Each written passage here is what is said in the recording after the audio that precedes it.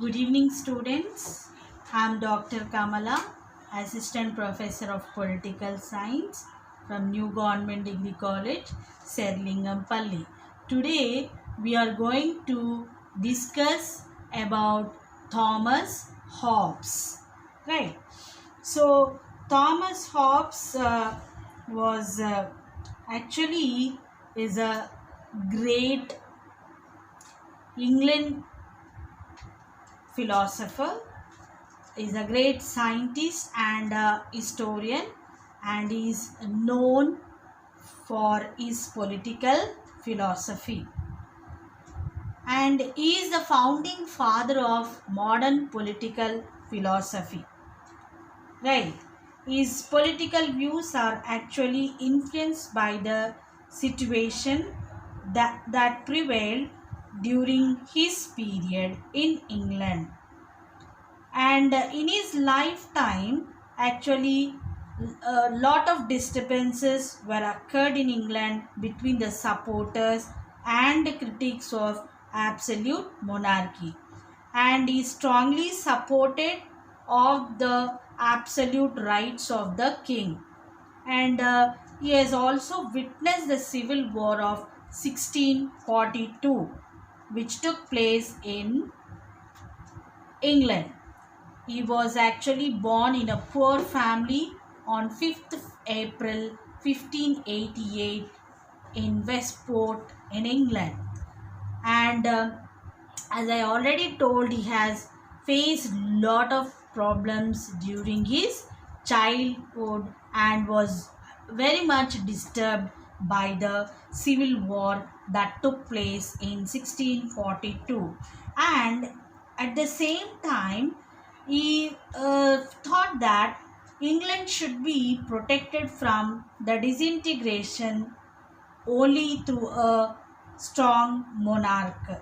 So, in that, actually, during this time, he has written a most important work or book that is called as Leviathan, which was published with the aim of supporting the absolute rights of monarchy.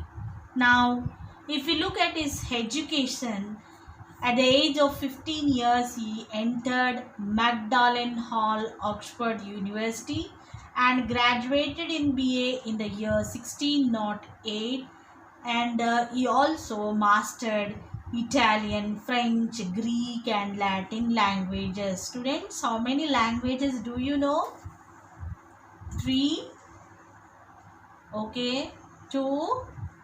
Right. You need to learn more languages. See, if we take the example of our ex-Prime Minister P.V. Narasimha Rao, he knows more number of languages, nearly 12 to 14 languages he know. So, we also have to learn different languages, right? So, we should not stick to one language. We need to learn different languages, and that will be very much essential to survive in the world. Right, now we'll proceed. Literary works of Thomas Hobbes. Citizen, Leviathan, which is the most important work of Thomas Hobbes, which was published in 1651, right? And this book is regarded as one of the earliest and the most influential examples of the social contract theory, which has been propounded by Thomas Hobbes. Now, social contract has been propounded by 3 thinkers or philosophers. One is by Thomas Hobbes, and the other by John Locke, and third philosopher is Jean-Jacques Rousseau. So, we will discuss later, but today we are going to discuss the social contract theory of Thomas Hobbes. So, Thomas Hobbes' most important work was Leviathan. So, it is the earliest and the most influential example of social contract theory, which was written during the English Civil War, and in Leviathan he argues that the civil war should bring the peace and social unity which are best or which can be achieved by the establishment of a commonwealth through social contract. And Hobbes' ideal commonwealth is ruled by a sovereign power and granted absolute authority to ensure the common defense. See, he does not want the democracy form of government. He wants the absolute monarch, and at the same time unlimited authority should be given to the sovereign, so that the situations that are existing in the society cannot be disturbed or cannot have any civil war like situation that has been existed during his lifetime. So the other works we will discuss. This is about Leviathan, right? The other works are DCV, that is concerning citizenship, Iliad, Odyssey, De Corporal, De Comine. These are the other works, and other works are also there, right? Now we'll discuss about human nature. Now, according to Hobbes, he starts his theory of social contract with an analysis of human nature. Now, man by nature is actually selfish and self-centered, right? So, what self-interest, we can say that man, a mainspring of human action. He wants pleasure. Whose pleasure? His own pleasure, not others' pleasure, right? His own pleasure, and is to achieve his desires, right? So he has no order or moral or political, we can say, right? So all his actions are controlled by actually desires, we can say. Now, man in the state of nature was actually single, irrational, selfish, and quarrelsome. So every man is an enemy to every man. He wants, means man wants pleasure, and to ensure pleasure, he wants power over others. See, everyone likes power, right? If someone is given chance, what he wants? Yes, power. Power can be defined in other terms also. Social power, economic power. This we will discuss in other topic. But if you are socially strong, then you'll become a powerful man, right? If you are economically sound, then you'll become, means you have the capacity to purchase any kind of thing in this world. So economic power, we can say, political powers, these are all power. Now everyone wants power over other, we can say. So man is selfish and self-centered. At the same time, we want to be single, and he thinks about himself, right? Not about others, and he is irrational, quarrelsome. Every time he wants to quarrel because he wants his own satisfy his desires. So every man is an enemy to every man. So he wants pleasure, right?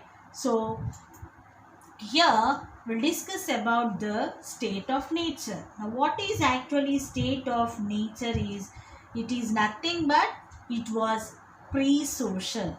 The state of nature was pre-social, and war of every man against every man. Now this actually it was a war of every man against every. Each person was actuated only by considerations that touch his own facility or security. So there was a actually constant fear, and which was a situation like a warfare. Exactly, it is not a warfare, but it was like a situation, right? So it was means always there was like a war like situation. So in order to put that a full stop, he propounded the social contract theory. Actually, what are the conditions that was responsible for this constant fear was, one is competition, right? Every human being was in competition with other fellow being, and at the same time diffidence and the glory, these are the conditions or causes responsible for constant fear. Now the first one, which we are talking about, competition, is for gaining something over other person, we can say.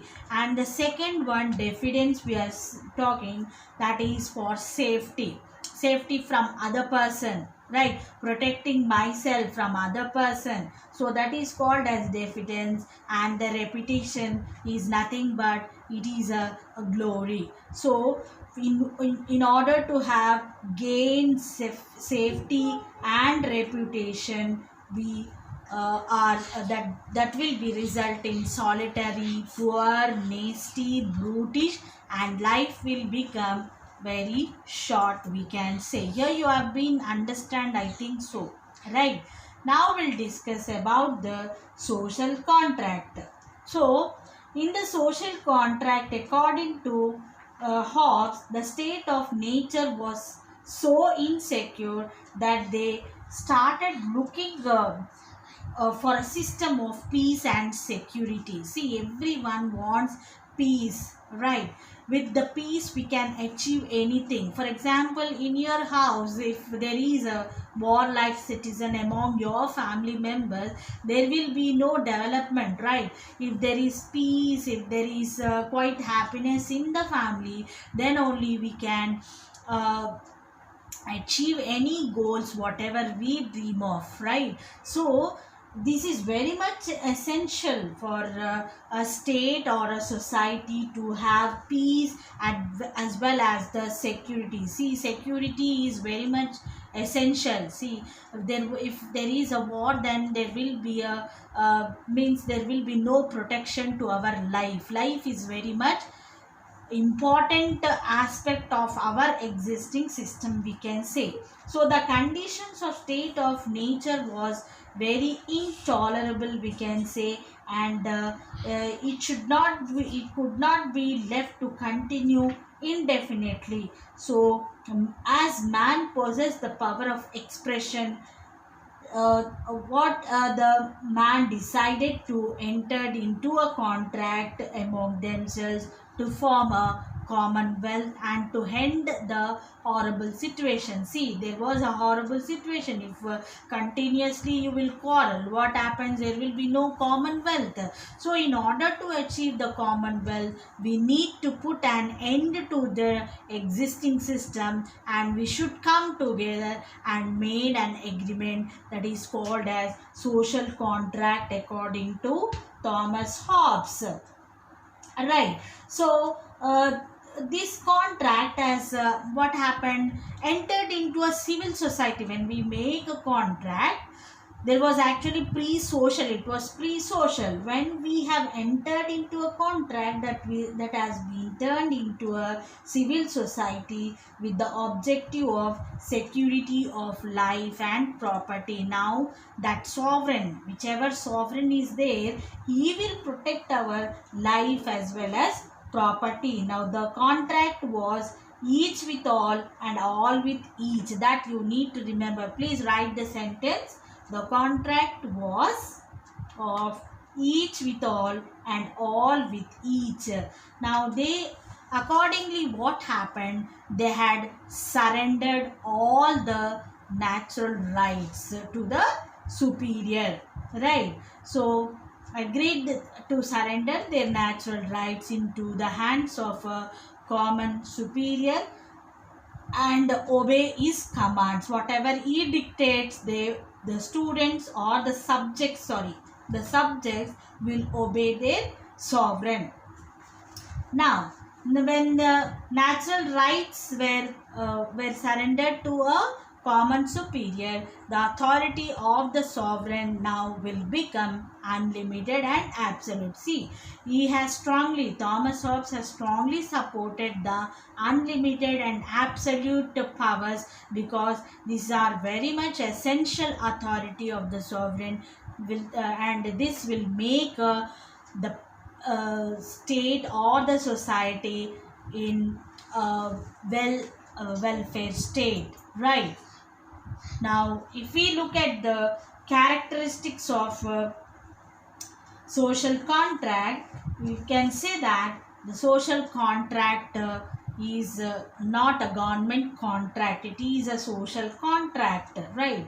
It is only a social contract and not a government contract. Now here the sovereign is not a party to the contract, that you need to remember. The sovereign is not a party to the contract, he is the creation of the, as he is the creation of the contract. So individuals who are living in the state of nature, who are equal, agreed with one another to give up their natural rights of doing anything that pleased them and to possess anything that they could take and hold to a common authority, and this common authority made the sovereign as their superior, nothing else. See here, if you look at this slide, what the authority of the sovereign is absolute and unlimited. Now no one should go against to the absolute sovereign because he is vested with unlimited powers. Now the contract, which is actually one-sided contract, we are saying, is irrevocably binding on the whole community, right? If there is some state or a society, what happens if the sovereign dictates or commands anything, the whole society has to obey his rules. At the same time, the people have no right to, see, the authority of the sovereign is unlimited and absolute, we are saying. That is, here the sovereign is actually not a party to the contract, we can say, right? He is not, it is one-sided contract. Remember that this is one-side contract. This is not a dual contract. Dual contract means the subjects as well as the sovereign has to sign the agreement, right? But here people among themselves are signing, but the sovereign is not the part of the contract. So all his subjects who are there, subjects in the sense people, right, must obey him, and otherwise there would be a conflict. Means there will be a, if we are not signing or if we are not obeying to that contract, then there will again arise the same situation like a civil war. So in order to put an end to the state of nature, there is much needed for absolute and unlimited sovereign, according to Thomas Hobbes, right? Now the contract irrevocably binding on the whole community, as stated by Thomas Hobbes. Now individuals keep actually themselves no rights except the right to self-preservation. Now if the sovereign loses his powers and conquered by another, he to his authority, what happens? Relinquishes. Now that the subjects become the subjects of the conqueror. So that is why the contract is irrevocably binding on the community. Now the next feature, we can say that the people have the no right to revolt against the authority of the sovereign. Now there can be, because see, if everyone starts revolting, what happens? There will be a instability or unstable governments, right? So that is the reason he has said that absolute sovereign, so people have no right to revolt against the authority of the sovereign, right? Now what happens? Every act of disobedience by a subject is improper and unjust, whatever might be the ground alleged for the act. He who disobeys the sovereign can be killed or punished for it. See, if you are not, if you are revolting against the king or the ruler, what happens? You are subject to be killed or punished for the For such action, the acts of the sovereign cannot be unjust and illegal, as they are authorized by conferring of supreme authority upon the sovereign. So that is why the people have the no right to revolt. Next thing, the subjects can, now these what we have discussed earlier, that people have no right to revolt. This is against democracy, we can say, right? Because all authority, all powers will be vested in single hand, and there will be no division of powers. Yes, there will be no decentralization, only centralization of powers will be there in single hand, right? Next point, the subjects can enjoy only those rights which the sovereign permits. Now, the permission of the sovereign is very much essential, because he permits only limited rights in order to maintain the society very well. So he whatever the rights are guaranteed by the sovereign, that only have to be enjoyed by the public or the subjects.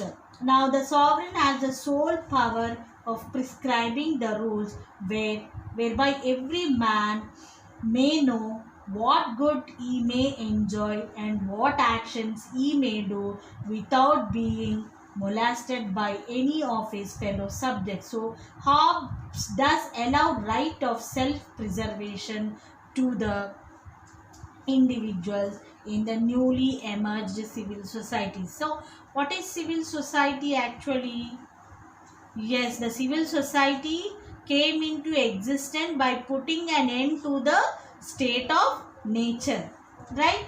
So putting an end to the state of nature, that existed a civil society which will give a common wealth of the every individual, right? Now if we see, law is the command of the sovereign. Now ultimate power, ultimate rules will be vested with the sovereign only, that is unlimited as well as inalienable, we can say. Now here if we see, the law is command of the sovereign, we can say that whatever he dictates, that becomes final, and everyone has to obey without taking any revolt. They have no right to revolt, as earlier we have discussed. People have no right to revolt, and the dissolution of the government would mean the dissolution of the state. So since Hobbes, there is hardly any distinction between state and government. So we can say that this theory actually criticized because Hobbes' analysis of human nature is actually unsound, we can say, unsound, right? And at the same time, the premise that selfishness is the sole motive of human action is not in accord with the known facts, right? And Hobbes' views, if we take, were not clear in explaining about the relation between the reason and the instinct. So according to Hobbes, what man was irrational in the state of nature, but when he enters the agreement on contract to institute the state, so he shows great power of calculation. So Sabine criticized by stating that if men were as savage and antisocial as they are first, how they represented, they would never be able to set up a government. So if they were reasonable enough to set up a government, they would never have been without it. That is correct only, no? So he has been criticized, and there is absolute power, we are saying. Now this absolute, actually legally, theory of Hobbes is unsound. According to law, contract is always concluded between two parties, right? But Hobbes propounded only single-sided contract. So contract means actually the dual parties have to sign it, then only that will become an agreement or a contract. So it cannot be an unilateral or one-sided. It should be dual. The dual party should sign it. So the Hobbes theory, there is only one party to the contract, that is the people. So he makes the sovereign beneficial. So it has been criticized. Now Hobbes also fails to distinguish what is the state and what is the government. He compounds actually the legal absolutism of state with government of absolutism, and he does not see that changes in the form of government do not imply the dissolution of the state. So he failed to realize the existing system of sovereign power and does not know necessarily mean the absolute authority of a particular person who is exercising it. And it has also been criticized that rights arise only in society, and if the state of nature was non-social, there should be no rights there whatsoever, right? So and also he fails to recognize the theory of political sovereignty. He advances the theory of legal sovereignty but does not realize the truth that the back of the legal sovereign and superior to it, right? And he also argued that there are no liberty to the individual and he lives entirely at the will of the ruler.